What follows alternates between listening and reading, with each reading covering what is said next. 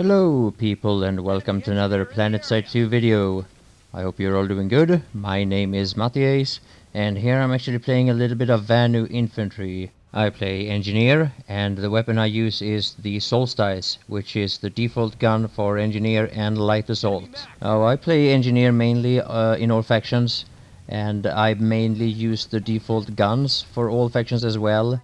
And as much as I've been part of a lot of balance discussions and I am still very unhappy with a lot of balance issues in this game, the one thing that is really well balanced in Planetside 2 is the default guns of the engineer class. And I really want to credit eSports for being able to balance the weapons this well, even though they are as different as they are, because they are quite different.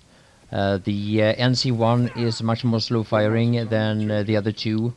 At the same time it hits harder, and its recoil is it pulls your weapon straight up instead of like the track 5 of the TR faction, which pulls you up and to the right.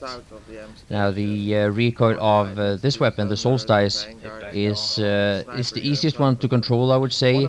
It's the one that has the least recoil, but at the same time it is the weapon that deals the least damage at range. Now, one of the things that I have noticed the last couple of weeks is the high number of new players that have started playing this game, at least on Cobalt where I play. Now, if you are one of those players and you may struggle a little bit with the type of gameplay that you see me doing here, I want to let you know that I have quite a number of tutorials about the way to control recoil, and if you come from a game like Battlefield 3 or Call of Duty, you may find that the way the weapons behave in this game is quite different, and you need to use burst fire much more than you may have to do in some of these other titles. So I will post a couple of links in the description below the video, and you'll find a couple of videos there that are related to this type of gameplay. I will also post a few videos about hipfire, even though that is something I don't do all that much. Now, aside from the night vision optics that you see I have attached on this weapon, I also have the forward grip.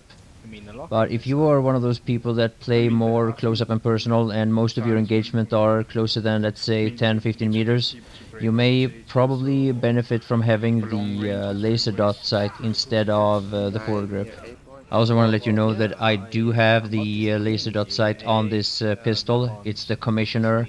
And even though I've turned it off, the effect of having the laser dot is still the same. And the benefit is, of course, that you have better hipfire accuracy. Now, in a situation like this, if you play in a big and organized outfit, you'll probably be able to push in here with a great timing attack, but I tried to rush it myself a couple of times and it didn't work that well. There is a lot more people up in the actual base than what you can see in the video here, and it starts getting really laggy once you get up there. Now, as long as I stay a little bit outside of combat like I'm doing here, I can keep my 60 frames per second. But the moment I get into the heart of the battle, it stops dropping and I suffer from it a lot. I'm one of those players.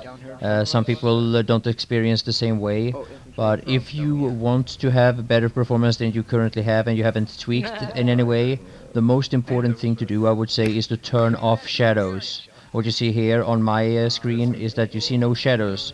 And I don't want you to confuse this with setting the shadows to a lower quality. You have to turn them off. You can only do this in the user options ini file that you find in the install folder.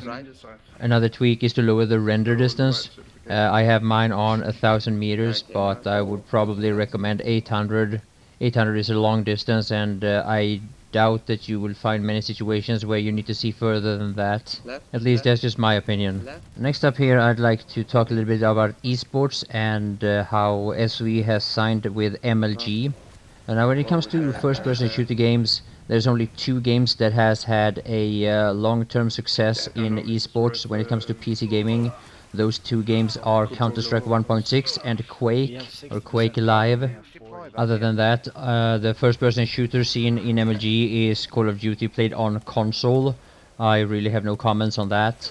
But the thing about Planetside is that the regular gun game, when you play this game when it's not lagging, when there's not too many people, and you're not being crowded with tanks, maxes, and imbalanced weapons, the pure gun game in this game is actually very good. Another thing that I would say has been very good in this game, and that is also only related to when the servers are not crowded, is the netcode. But with the game update 8, I think we started seeing the same problem that the Battlefield game has had for a number of years, and it's really sad to see.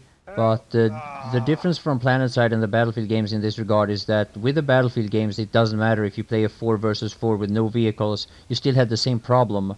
In Planetside, these problems only occurs when the servers are just pushed too hard with too many people. But the thing about eSports in Planetside 2 is that at the release of this video, this game is about 7 months old. There is no game mode that could be used for eSports. You cannot set up private servers for Clan Wars in any way. And it seems to me also that SWE are very much stuck in this idea that the only way you play Planetside 2 is this big scale war on this big continent with thousands of players on the same server. And that's it. And as much as this is really cool, really epic, and it's very unique, and it's one of the things about Planetside 2 that a lot of us are still playing the game for, it is never going to work as an esports game. Now, from what I've heard, they are planning on making an event where you play as a platoon, 48 versus 48, outfit versus outfit, on a public server, and that's the esports event. Now, I can understand that this type of event could be very exciting to people that have never taken part of anything that has to do with competitive gaming. But if you have any experience with esports from before, you are probably just laughing at this, or you are probably very disappointed. That is, if you care at all. But in order for an esports game to actually be a successful esports game, it has to be self-sustaining. It has to be functioning even when SWE are not launching their events, which they probably can only do once or twice every year. And this whole idea about 48 versus 48 on a public server, I really hope that I did get that wrong, because if you've played in a clan, like let's say a Battlefield clan, where you have either 4 versus 4, 5 versus 5, or 8 versus 8, you probably know how hard it is to keep an 8 versus 8 team together. Almost every clan is struggling with it. Now, keeping the team together is only part of the problems, but don't confuse a public outfit with an esports team. There's two different things. I do understand that there are a lot of people who don't care about the esports part at all, and there are people that have a very negative picture of esports in general. But if you look at games like League of Legends, StarCraft 2, Counter-Strike and Quake Live and some such, you will probably realize that there is a lot to benefit from esports. Just look at the exposure, for example. It was also very surprising to me to see that there is only one game mode in Planetside 2, which is very unique. It's the only game I've ever played where you have only one game mode. It's a little strange. And even though a lot of people are complaining about the optimization of this game, I would say that this game is very well optimized. It's just that you have so many people. I mean, just imagine having 100 players on a Crisis server, for example. There's a reason why you never see that. And there's another thing about having other game modes and game modes that are suitable for esports is that there are so many people that just can't play this game because their computer isn't strong enough. Or if they try to play it, they will play with like 30 or 40 FPS, which is not in any way acceptable in any game that you play in first-person shooter mode. But the only reason why you need such a high-end computer to play this game is because of the number of people on the same server. But just imagine having a domination type game mode in some of the bases that are part of this game, or attack a defender. It would just open up the possibilities for so many more people to actually get into playing Planetside 2. And who knows, maybe 6 months later they can afford getting an upgraded computer, but by then they might have already forgotten about Planetside 2 because they couldn't play the game in the first place.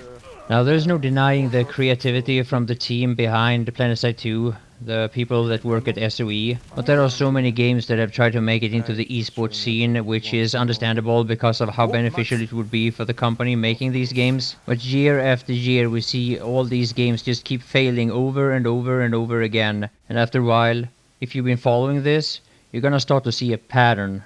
And unfortunately, right now, it seems to me that Planetside 2 is following this same pattern. In order for something like this to work, you have to have a game mode to begin with. You have to have balanced maps and balanced weapons.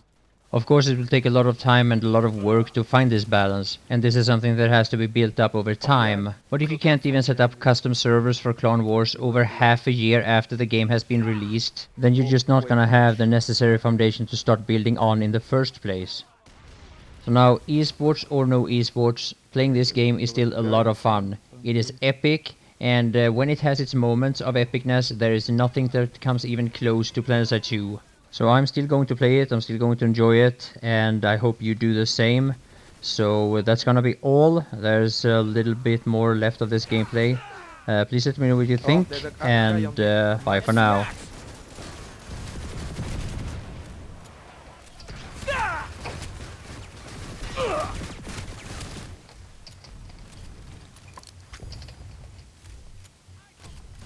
Oof.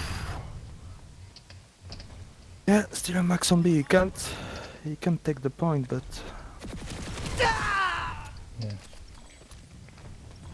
Oh, but if he's there alone, then we can take him down. I've shot a lot of him. well, he's surrounded by proximity mine, but